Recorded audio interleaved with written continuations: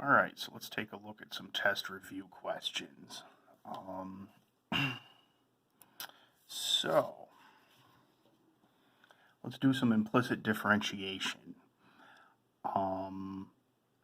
Yeah, so we have this. So I'm going to take the derivative of both sides. So I'm going to get 3x squared plus 3y squared y prime, because that's the derivative of y, equals 0, because the constant drops out. And then I'll take this and solve for y prime, and that'll be one of my answers. So that's equals negative 3x squared. So then I divide by it, and the 3's will cancel, so I get y prime equals negative x squared over y squared. Okay. Now let's find y double prime. So I'm going to take the derivative of what I just got, and this is going to be a little bit of the quotient rule. So, okay, so I'll put my negative sign in the front of the fraction. And then bottom times the derivative of the top minus the top times the derivative of the bottom over the bottom squared, so that would become y to the fourth, right? And then I'll replace, so I'm going to simplify this, and I'm going to replace y prime with this. So I've got a negative 2xy squared minus 2x squared y times y prime, which is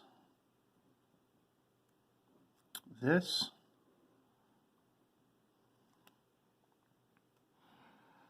And then I'll keep simplifying it.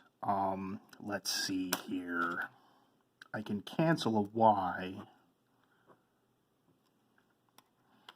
and then I would still have this y in the bottom, and let me also, I'll cancel a negative sign here, so that's a plus, and that's a plus now. And I don't really like fractions inside of fractions, and I still have this y in the bottom, so let me go ahead and multiply the top and bottom by y.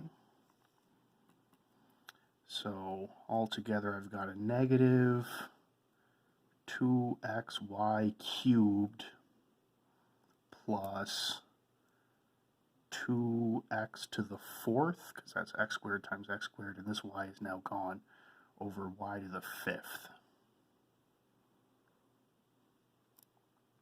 So that's how to find y double prime. I know I forget which quiz this was, maybe it was quiz 6 or quiz 7. There was an implicit differentiation problem where I asked you to find y double prime, and to be honest, it was way, way worse than I intended it to be, and I graded it pretty easily because I felt bad because the answer for y double prime was just horrible. Here's an example that is not that bad. This one is actually doable. So sorry about that quiz, by the way, but I graded it pretty nicely, like I said, because I felt bad. Anyway, let's do logarithmic differentiation. So, right, we call this y. The first thing you do is you do the natural logarithm. And I'm going to go ahead and simplify the log of this using shortcuts. Powers come down. Things on the numerator are like positive, and you add them. Things in the denominator are negative, you subtract them. So to do it all in one step, I'm going to have a positive 2 log of this, a positive 3 log of this, a minus 4 log of this. It's minus because this is in the denominator, and a minus 5 log of this. So I'm just using logarithm rules to simplify this.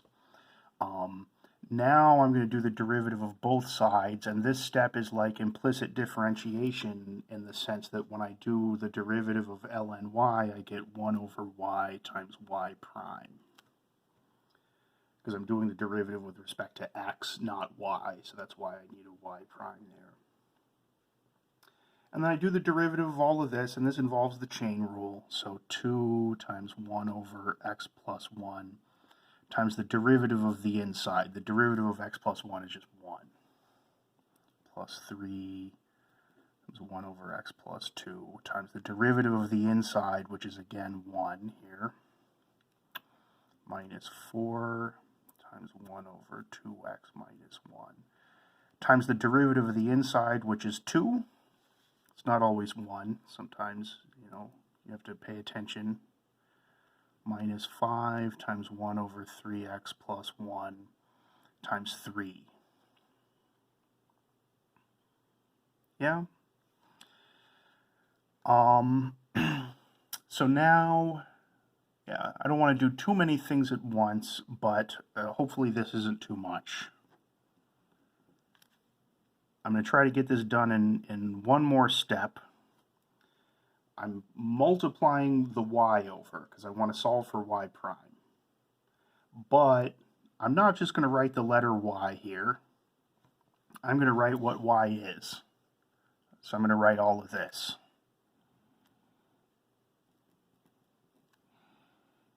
So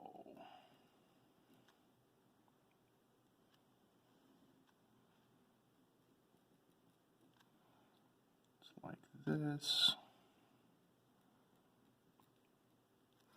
That is my y. That's where this y went. And I'm going to multiply that by all of this stuff. I'm just going to simplify it a little bit. So this is 2 over x plus 1. This is 3 over x plus 2. This is 8 over 2x minus 1. This is 15 over 3x plus 1. And I will leave my answer just like that. So that's logarithmic differentiation.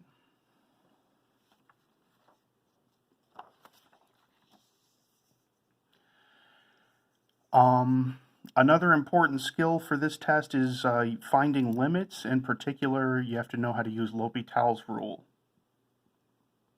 So, whoops, this must be some kind of mistake. This limit, just looking at it, if you got this on the test, you would be very lucky. This limit is 0, because as x goes to 1, this is 0, and also this is 0. Natural log of 1 is 0. So this would be 0 times 0. So there's nothing hard here.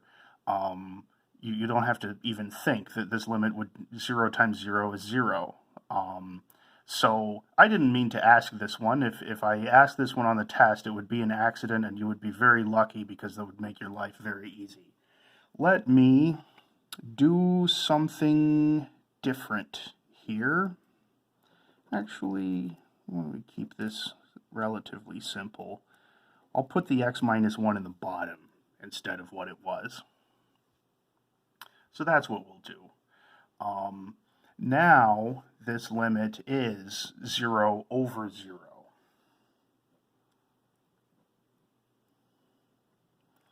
If you get a limit and it's a 0 over 0 form, you should write that. I want you to write that. You can put a bubble just like I did here and just say 0 over 0. That way I know what you're about to do is to use L'Hopital's rule.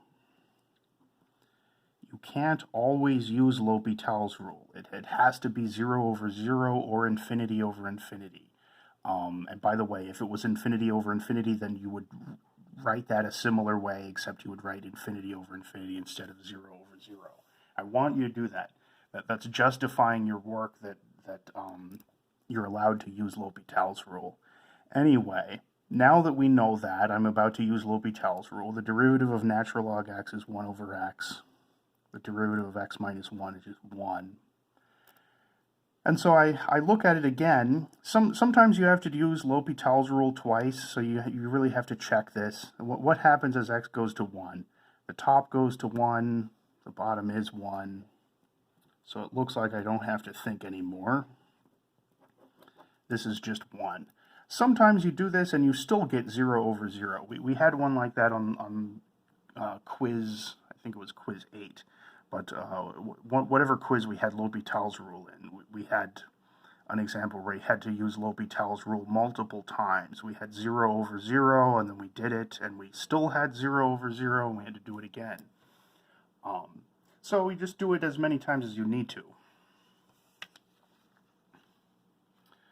All right, how about this one? This is involving powers. X is going to 0, so I would describe this as a 0 to the 0 form. This is not something I can apply L'Hopital's rule directly to. I'm going to have to use something else. For these indeterminate forms involving powers, what you do is the natural log trick. I'm going to call this L, and then I'm going to do natural log L.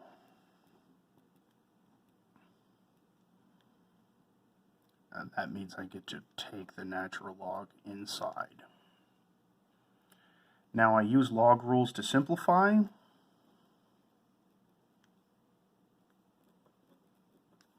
So I take the power down. And now what do I have? Well, as x goes to 0, this is going to 0. Natural log x, you should remember this, but I'll draw a little picture to jog your memory. Here's the graph of y equals ln x. It has a vertical asymptote at 0. The limit as x goes to 0 from the right, this is negative infinity. So this is going to 0.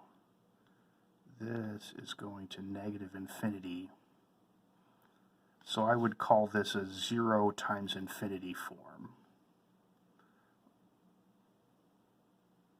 Or, I mean, when we name these forms, we don't usually differentiate between infinity and negative infinity. I guess I could call this a 0 times negative infinity form, but for the names of the forms, we don't really tell the difference between infinity or negative infinity.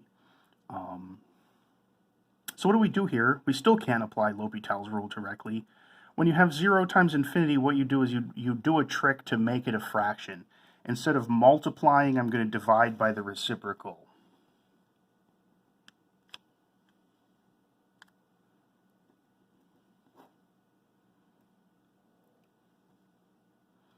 So what I'm going to do is I'm going to put x to the negative 1 in the bottom of the fraction, which is the same thing. Now, as x goes to 0 from the right, I would say this is infinity over infinity. Right? Because natural log x goes to negative infinity, as we discussed.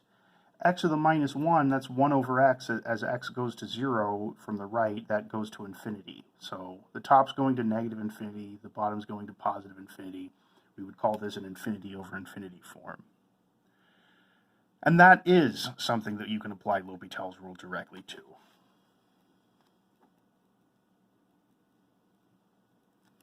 The derivative of the top is 1 over x. The derivative of the bottom is negative 1 x to the negative 2.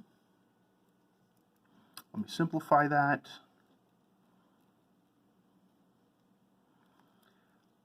This is 1 over x, so this negative sign can go here. This x to the negative 2 in the bottom is like x squared. So then I cancel and I just get negative x. And as x goes to 0, that is just 0. So we're basically done, except for one thing. We have to remember that we did this natural log trick. So in the end, what I want is L. What I have is natural log L. So I'm just going to my final answer is going to be e to the answer that I just got. E to the 0 is 1. So that limit is 1.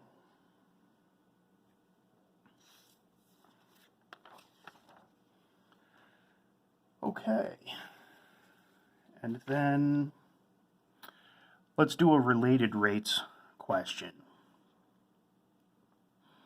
You're standing 20 feet away from a balloon.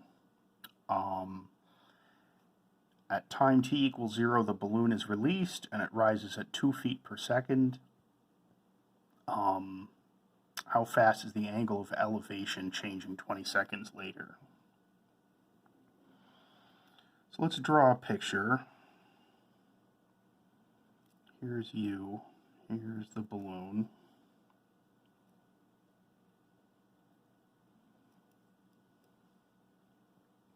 And this is at like time t equals 0 because the balloon is still on the ground. Then later, here's you. The balloon is somewhere up. And right, this distance is 20 feet. And it doesn't say you're walking anywhere, so let's say that this is always 20 feet. And this is whatever it is. Maybe we'll call it h. And the question is about the angle of elevation.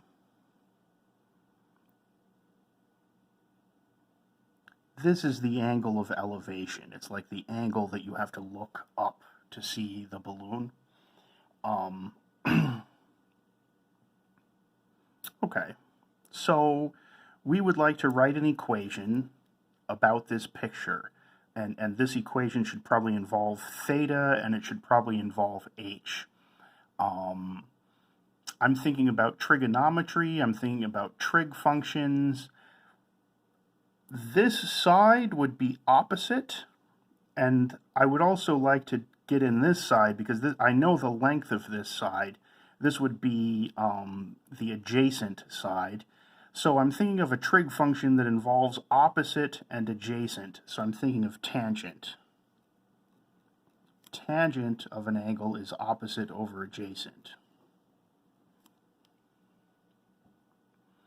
Okay, so now I have an equation. Now I'm going to do the derivative of both sides. So secant squared theta d theta dt equals 1/20th dh over dt. Right? Now I should be able to plug in some information at the instant in question. Let's see. What do we know about the instant in question? It just says 20 seconds later. So let's think about this. I'm trying to use this equation. I see, what would I need? It would be nice to know theta. It would be nice to know, let's see. Well, oh wait. This is what I'm being asked. How fast is the angle of elevation changing? Right, so this is, we don't know this, and that's okay. That's what the one we're going to figure out. Theta I'm still going to need, but let me keep going. There's another quantity that I see here, dh over dt. And that one I think I'll fill in right now. That's easy enough. The balloon is rising at 2 feet per second, so that's how fast the height is changing. So dh over dt is just 2. Okay, good enough. But I'm still going to need to know theta in order to figure this out. But actually, I don't think I care so much about theta. What I really need is the secant squared of theta. So let me change my mind. I'm not going to tell you what theta is. I'm just going to tell you what secant squared theta is. And I'm going to do that by drawing a right triangle at the instant in question. At the instant in question, this is 20, h, let's see, this one we just have to figure out. The balloon's rising at 2 feet per second, and we're 20 seconds later, so this should be 40.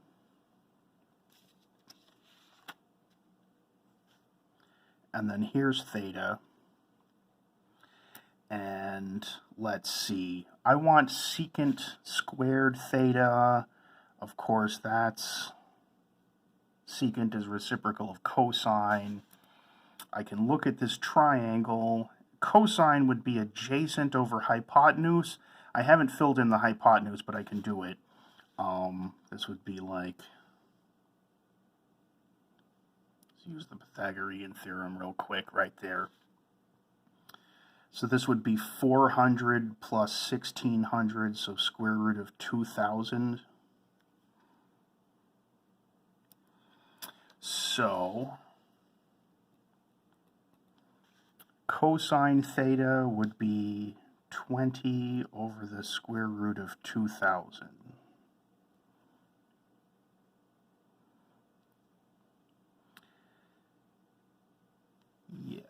Yeah, sorry, my thinking is a little bit disorganized here, but so that's cosine.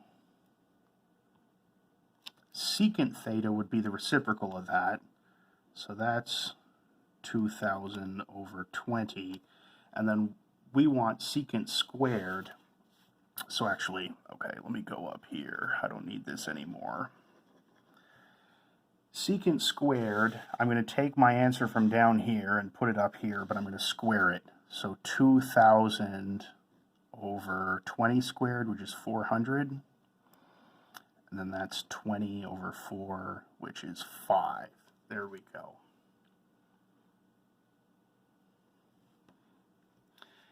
Good. So I go over here. I know everything now. This one's 5. D theta over dt is what we're figuring out. This is 1/20th. dH over dt is 2. Yeah, so then this is 1/10, so d theta over dt. So this is 1/10, and I would divide by 5, so 1/50th. And I will put units on my answer. Theta, since we're doing calculus, it's in radians. And time was always in seconds. So this is 1/50th of a radian per second.